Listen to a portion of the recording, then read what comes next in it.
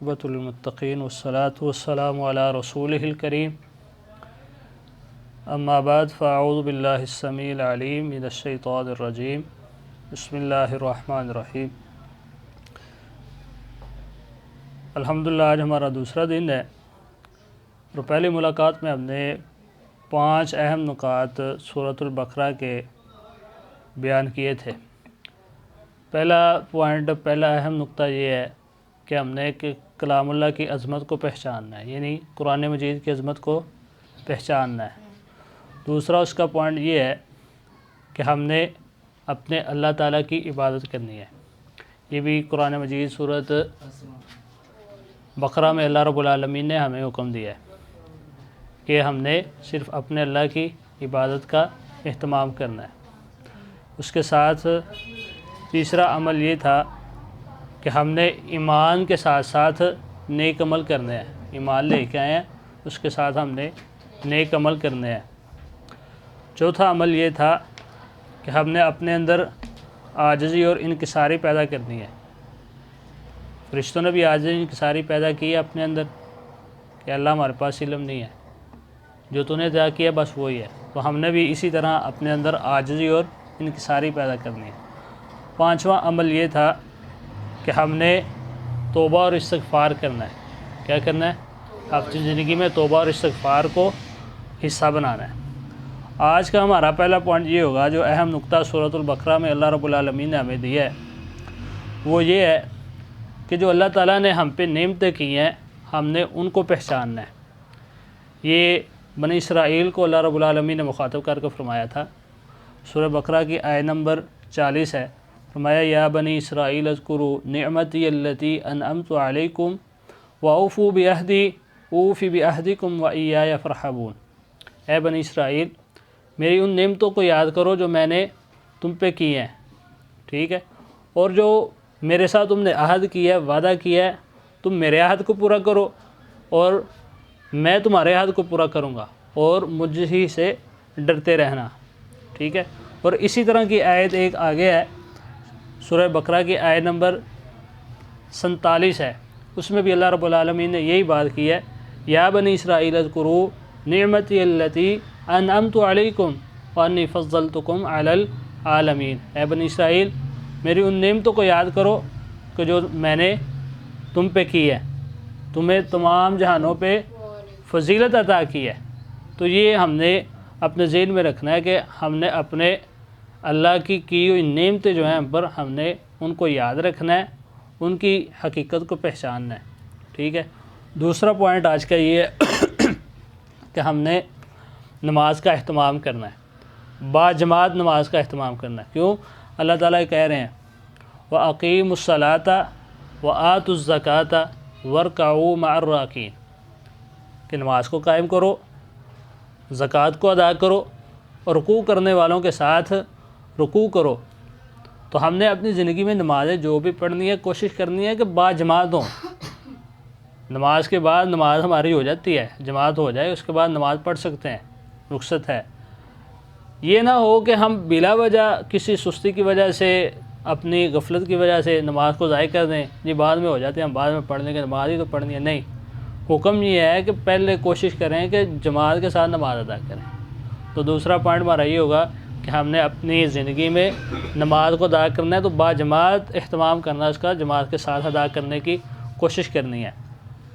تیسرا پوائنٹ ہمارا یہ ہوگا کہ اللہ تعالیٰ کہہ رہے ہیں کہ جو تمہیں علم دیا گیا نا، جو تمہیں فہم و فراست عطا کی گئی، جو آپ کے پاس علم ہے، آپ نے جو بھی عمل کرنا ہے اس علم کے مطابق کرنا ہے، ٹھیک ہے۔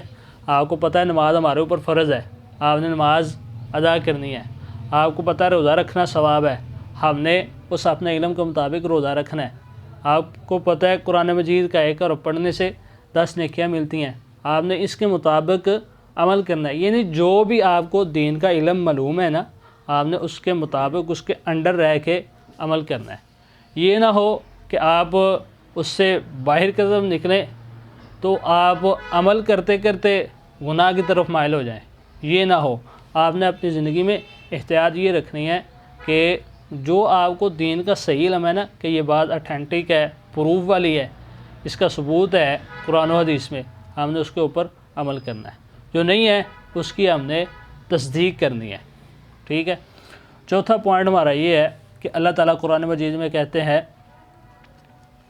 کہ بنی اسرائیل کے ہی لوگ تھے، ان میں سے ایک بچے نے اپنے چچا کا قتل کر دیا، لالچ کی وجہ سے، پیسے کی وس کی وجہ سے، اپنے دل کی سکون کی وجہ سے، تو اس نے اپنے چچے کا قتل کر دیا۔ تو مقدمہ حضرت موسیٰ علیہ السلام کے پاس آیا، تو اللہ تعالیٰ نے حکم دیا کہ انہیں بولو کہ ایک گائے ذبح کریں، ان اللہ یأمرکم ان تذبحوا بقرہ، کہ اللہ تمہیں حکم دیتا ہے کہ تم ایک گائے ذبح کرو۔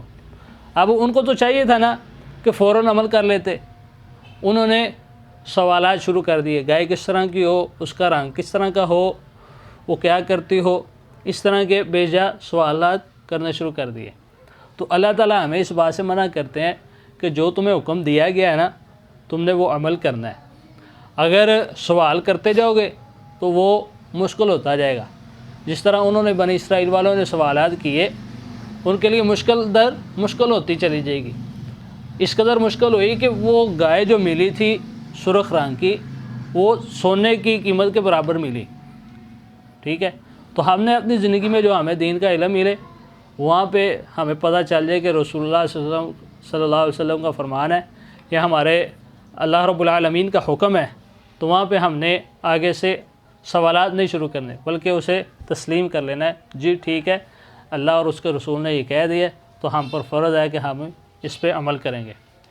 اور پانچواں یہ اہم نقطہ ہے سورہ بقرہ کی آیت میں، ثم قست قلوبکم من بعد ذلک فہی کالحجارۃ او اشد قسوہ، کہ ہم نے اپنے دل میں اللہ رب العالمین کی بات کو جگہ دینی ہے۔ یہ نہ ہو کہ ہم نصیحت سنتے جائیں تو ہمارا دل اندر سے اکتاہٹ محسوس کرے، تنگ محسوس ہو۔ اللہ کہہ رہے ہیں اپنے دل کو وسعت دیں تاکہ آپ کے دل میں ہماری بات جو ہے وہ گھر کر جائے، آپ کے دل میں کوئی نصیحت بیٹھ جائے۔ کیوں؟ اللہ تعالیٰ نے دلوں کی ایک مثال بیان کی ہے، ثم قست قلوبکم من بعد ذلک فہی کالحجارۃ او اشد قسوہ، کہ اللہ تعالیٰ کہہ رہے ہیں ہوتا ہے ایسے کہ کئی دفعہ ایسے لوگ ہوتے ہیں کہ جن کے دل جو ہے وہ نصیحت سننے کی وجہ سے تنگ پڑ جاتے ہیں، پتھر ہو جاتے ہیں، یا اس سے بھی او اشد قسوہ، یا پتھر سے بھی زیادہ جو ہے وہ سخت ہو جاتے ہیں۔ اور آگے اللہ رب العالمین نے پتھروں کی مثال بیان کی ہے، وَإِنَّ مِنَ الْحِجَارَةِ لَمَا يَتَفَجَّرُ مِنْهُ الْأَنْهَارُ، تو کچھ پتھر تو ایسے ہیں کہ جو اللہ رب العالمین کی وجہ سے گر جاتے ہیں، ان کے اندر سے نہریں جاری ہو جاتی ہیں، کسی کے اندر سے چشمے پھوٹ جاتے ہیں۔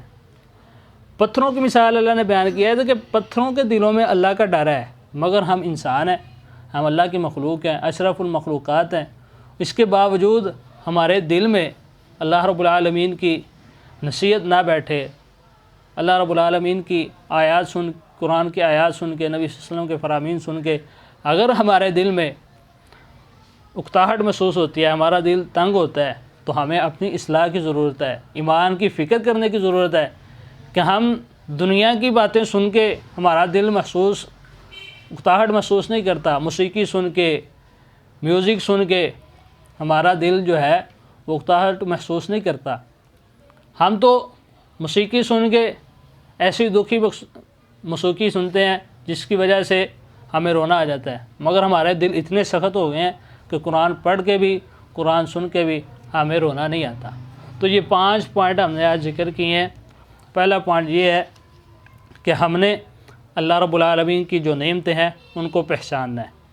دوسرا پوائنٹ یہ ہے کہ ہم نے نماز با جماعت کا اہتمام کرنا ہے، اپنی زندگی میں نماز پڑھنی ہے، کوشش کرنی ہے کہ ہم جماعت کے ساتھ ادا کریں۔